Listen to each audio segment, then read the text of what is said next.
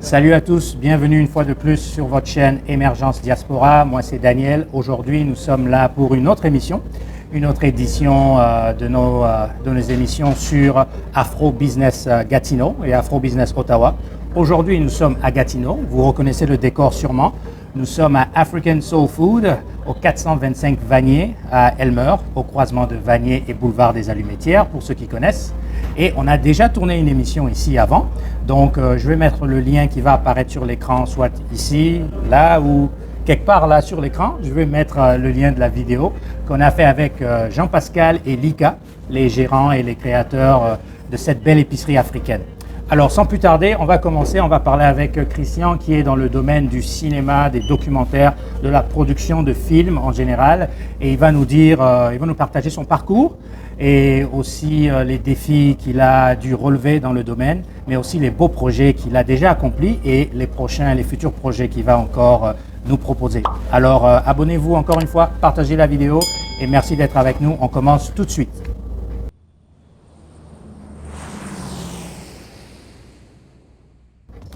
Alors Christian, merci d'avoir accepté mon invitation. Merci à toi de m'avoir invité. Super, je vérifie que mon micro est toujours là. Ouais. Alors, dis-moi Christian, présente-toi un peu pour ceux qui ne te connaissent pas.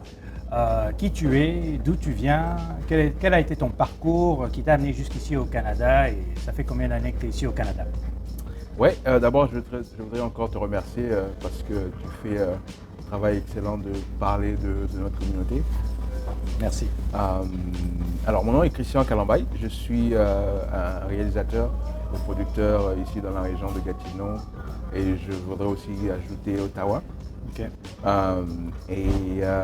Initialement je suis un graphiste, donc c'est un peu comme ça que mon parcours a commencé et éventuellement de fil en aiguille je suis arrivé à la production.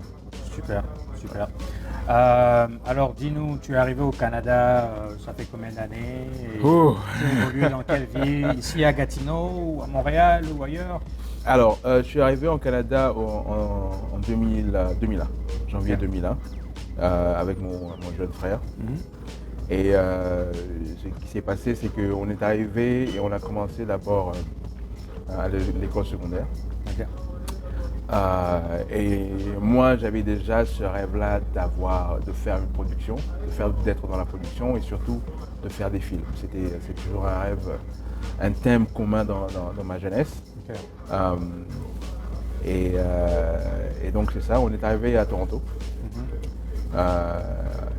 On est d'abord parti à Edmonton pour quelques mois parce que c'était là où l'école se trouvait, l'école qu'on avait appliquée à partir du Zimbabwe. Ouais. Au Zimbabwe, on ne savait pas que le Canada était aussi grand. Ouais. Donc, quand on arrive, on se rend compte que non, en fait, Edmonton, c'est de l'autre côté du pays. Donc, on a fait 6 mois là-bas et puis on est rentré à Toronto et c'est à Toronto que j'ai vraiment grandi. Ouais. Avant d'arriver à Gatineau. Super. Et comment est-ce que tu as eu l'opportunité de parfaire tes talents dans le domaine ta passion pour le graphique? Est-ce que tu as pris des formations pour améliorer ça ou bien c'était juste un talent naturel que tu as? J'ai toujours adoré dessiner. C'est un talent que j'ai pris de mon père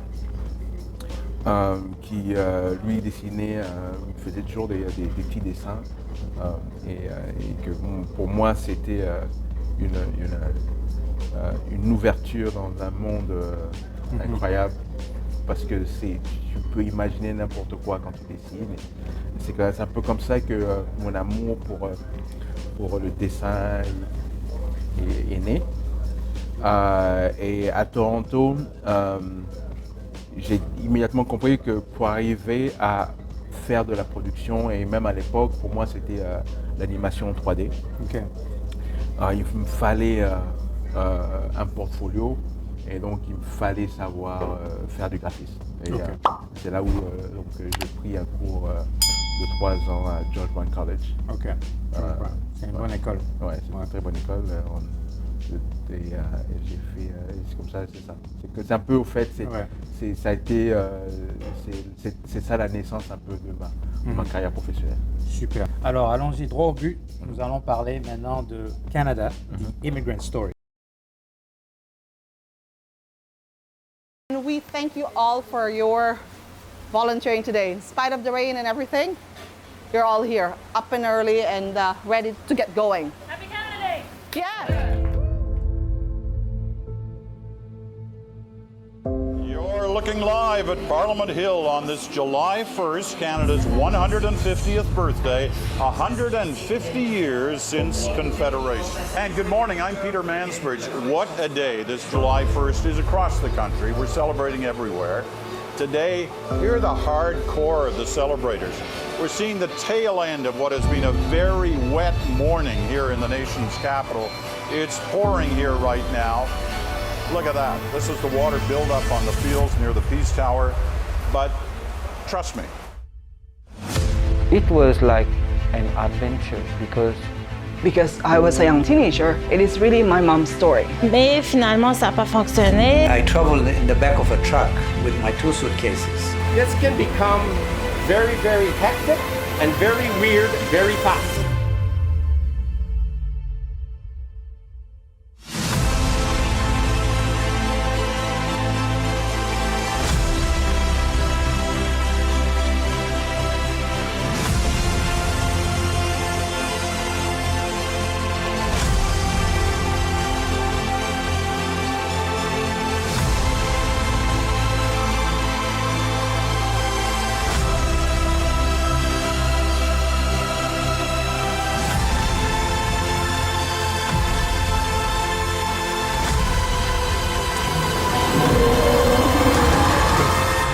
Cut.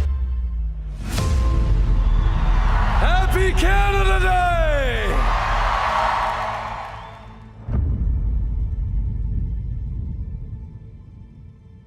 Vraiment un beau documentaire qui a reçu des prix.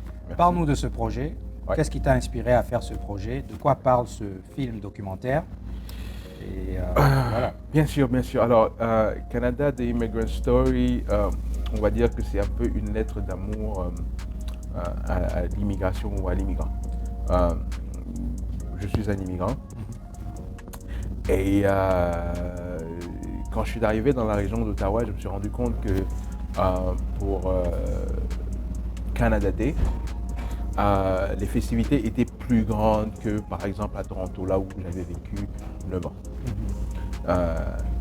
Et quand je marchais pendant les événements de Canada Day, je me suis rendu compte qu'il y avait beaucoup d'immigrants qui faisaient du bénévolat.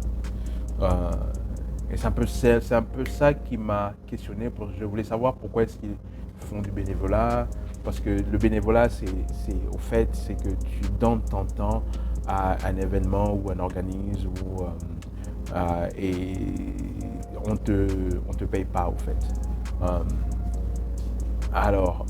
C'est pas évident ça, parce que qui veut nécessairement, surtout étant immigrant, arrive, on a des besoins financiers bien évidemment. Exactement. La situation est souvent difficile. Aller faire du bénévolat, ce n'est pas automatique. Non. Et c'est surtout aussi, c'est pas un réflexe que par exemple, je ne veux pas généraliser, mais de mon parcours en Afrique, c'est pas un réflexe qu'on a. De faire du bénévolat, on le fait pas. Je vais généraliser, mais c'est vrai. Alors, quand je me suis rendu compte qu'au fait, c'est vrai, il y a des bénévolats, des immigrants qui font du bénévolat. En tant que producteur et réalisateur, je devais répondre à ces questions-là. Pourquoi est-ce qu'ils font du bénévolat? Et en 2017, on a eu le 150e anniversaire du Canada. Pour moi, c'était la meilleure opportunité, avec un tel grand événement, de raconter cette histoire. Le parcours pour y arriver était plus dur que j'avais imaginé dès le départ. Mais pour répondre à la question, c'est un peu là où j'ai eu une idée de faire le film. Okay. Alors comment nos téléspectateurs ou ceux qui nous suivent peuvent peuvent voir ce film? Où est-ce qu'ils peuvent trouver ce film? Est-ce qu'il va sortir en salle de cinéma ou ça se passe comment? Alors, on a eu une première le 30 avril qui s'est bien passée parce que après avoir travaillé sur le film pendant 3 ans, il fallait que je le présente à une audience et donc le 30 avril c'était notre première. Et donc pour l'instant, on est en train de faire un peu comme une tournée. Donc on va présenter le film à Toronto, on va le présenter aussi à Montréal et on va essayer aussi d'aller à Edmonton pour aussi et peut-être Vancouver. Mais donc les dates vont sortir sur notre site maja.ca. Okay. Je tâcherai de mettre le lien en bas. Donc merci. Maja.ca. Okay. Maja.ca aura tous les détails des différents premières dans les différentes villes.